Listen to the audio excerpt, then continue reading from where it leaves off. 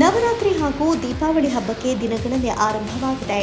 ಸಂಭ್ರಮದ ಈ ಸಮಯದಲ್ಲಿ ಪೂಜೆಗೂ ಅಲಂಕಾರಕ್ಕೂ ಹೂವು ಬೇಕೇ ಬೇಕು. ಆದರೆ ಆ ಹೂವನ್ನು ಬೆಳೆದ ಅನ್ನದಾತನ ಬದುಕು ಮಾತ್ರ ಕಮರಿ ಹೋಗಿದೆ.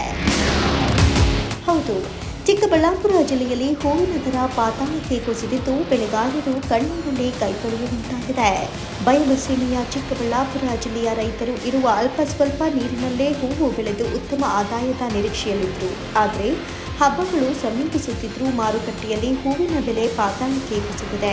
ಹೂವು ಕಟಾವು ಮಾಡಲು ತಗುಲುವ ಕೂಲಿ ಮತ್ತು ಮಾರುಕಟ್ಟೆಗೆ ಸಾಗಿಸುವ ವೆಚ್ಚವೂ ಸಿಗದ ಕಾರಣ ರೈತರು ತಲೆ ಮೇಲೆ ಕೈ ಹೊತ್ತು ಕುಳಿತಿದ್ದಾರೆ.